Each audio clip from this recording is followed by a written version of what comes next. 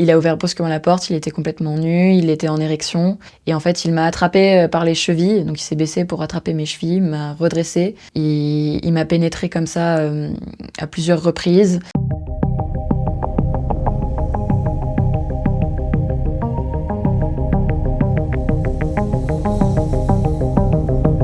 Bonjour, je m'appelle Louise, j'ai 21 ans et je viens pour témoigner d'un inceste subi de la part de mon père qui a duré de mes 6 ans à mes 18 ans.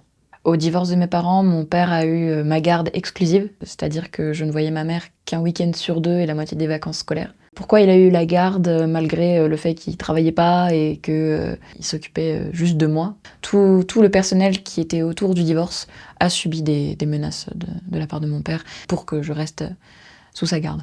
Les menaces fonctionnaient parce que mon père utilisait le fait d'être un ancien militaire au parcours un peu houleux. Mon père a réussi à intimider les juges pour avoir ma garde. Mon père et ma famille paternelle ont fait preuve de beaucoup de manipulation vis-à-vis de moi pour qu'en fait, je crois que ma mère m'avait abandonnée. Il disait qu'elle était partie sans moi, qu'elle n'avait jamais voulu m'avoir en garde, enfin, qu'elle voulait pas s'occuper de moi, qu'elle s'était jamais occupée de moi. Et du coup, il jouait beaucoup sur ce genre de discours pour que non seulement ils aient la garde d'un point de vue juridique, mais qu'aussi moi, j'ai pas envie d'aller voir ma mère. Et que je développe une sorte de haine vis-à-vis d'elle.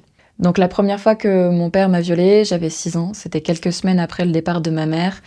Et ça a eu lieu dans les toilettes de notre appartement.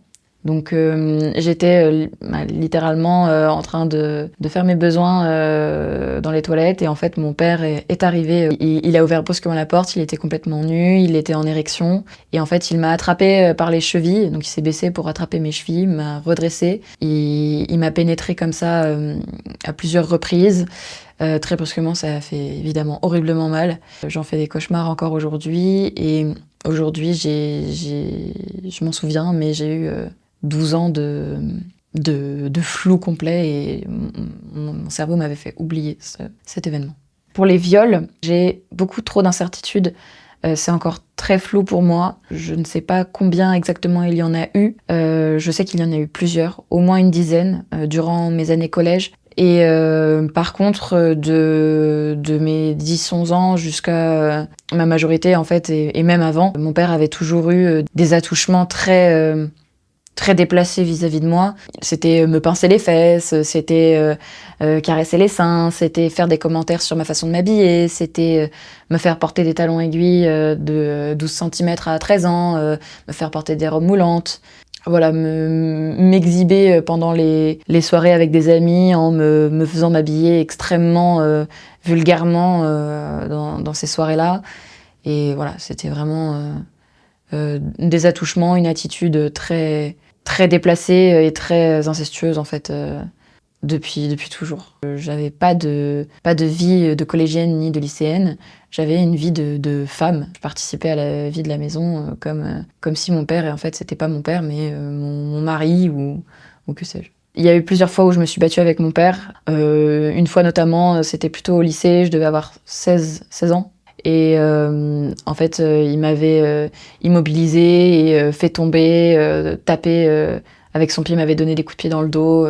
Il y avait une autre fois aussi où il m'avait jeté dans la baignoire en me menaçant de m'arroser d'eau froide avec le pommeau de douche. Ce jour-là, je m'en souviens parce qu'il avait de la bave blanche, comme s'il avait la rage. En fait, on aurait dit un chien enragé qui était devant sa proie et qui voulait... Plusieurs événements comme ça où on se disputait, où on se battait, il y en a eu plusieurs. Ouais. Il me mettait une pression verbale, il utilisait des mots très violents, il rappelait régulièrement que j'étais qu'une merde, que j'étais une grosse vache alors que je pesais 48 kilos pour 1m67 déjà à l'époque, et il me disait que j'étais très grosse et que je finirais caissière chez Lidl et que c'était nul. Pendant toutes ces années, mon père ne s'est pas remarié, mais s'était remis en couple, du moins en concubinage avec une femme qui a été ma belle-mère. À peu près tout ce que j'ai pu avoir de la part de mon père, sauf les viols, elle l'a fait aussi. Bah, elle se trimballait à poil.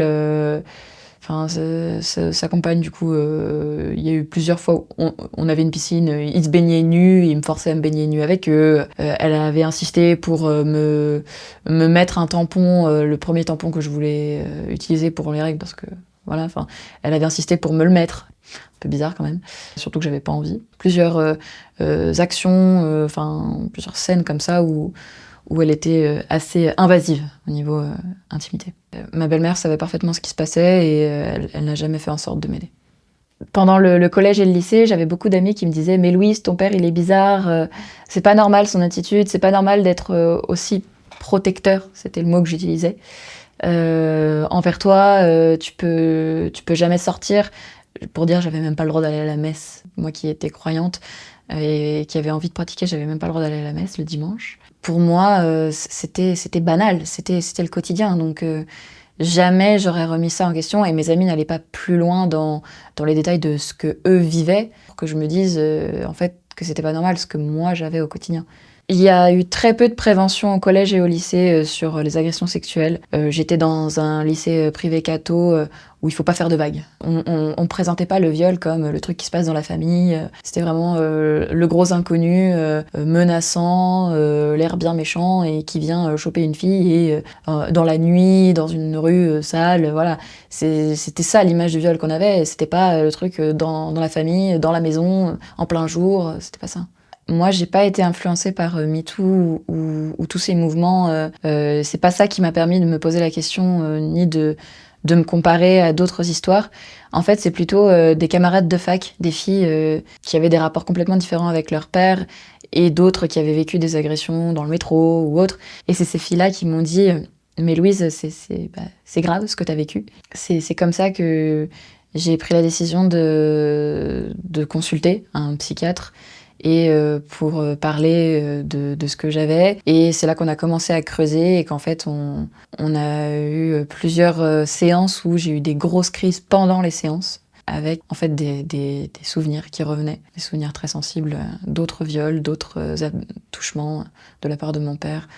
J'ai coupé les ponts avec mon père le jour où j'ai eu ma première crise mémorielle, où j'ai eu le souvenir du viol et du premier viol.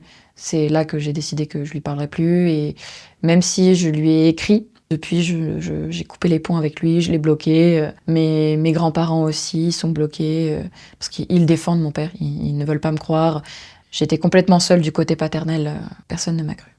Du coup, je suis absolument pas soutenue par mes grands-parents paternels. Dès que je leur en ai parlé, en fait, ils se sont mis à dire que c'était pas possible, que leur fils ferait jamais ça. Enfin, voilà, ils ont jamais essayé, même ne serait-ce que d'essayer de me croire. Non, jamais. Ils ont jamais fait cette démarche-là, jamais été à l'écoute, jamais. Voilà, c'était pas possible. J'étais qu'une menteuse. Voilà, j'avais tout inventé. Leur fils chéri, machin, voilà. J'avais prévenu mes grands-parents et mon père qu'il y aurait une procédure et qu'ils paieraient selon le bon vouloir de la justice pour leurs actes. Donc par contre, du côté de ma maman, elle a tout de suite été à l'écoute, elle a tout de suite été très compréhensive. Il y a eu un gros rapprochement en fait avec ma maman parce qu'elle aussi, elle a été abusée par mon père avant son départ. Donc voilà, ça c'est une autre histoire, mais elle a aussi subi des violences et du coup, j'ai noué un contact avec elle qui a été un peu dans cette idée de vécu similaire, même si on avait été éloignés pendant plusieurs années. Voilà, donc ma famille maternelle m'a vraiment écoutée et soutenue dans mes démarches aussi bien de suivi psy que juridique. J'ai décidé de porter plainte en janvier 2024. Et pour ça, je suis allée dans le 20e arrondissement de Paris, dans le commissariat du 20e, parce qu'ils avaient une réputation d'avoir une formation pour accompagner justement les personnes victimes de violences sexuelles. Je vais là-bas, j'ai été très très bien reçue. J'avais même un chat thérapeute avec moi pendant le procès verbal pour m'aider à me détendre et à pas trop pas passer un trop mauvais moment. Aujourd'hui, je suis complètement soulagée d'avoir déposé plainte parce que je sais que je me suis libérée d'un poids, vraiment. Après, je doute pas que la temporalité rende les choses plus difficiles. Les preuves en elles-mêmes, hormis le suivi psychiatrique que j'ai et les syndromes qu'on me diagnostique, etc., le temps joue contre moi et j'essaie de pas me faire de faux espoirs sur les possibilités de gagner un éventuel procès. Donc voilà, c'est des choses qui sont comme ça, qui sont réelles. Et voilà.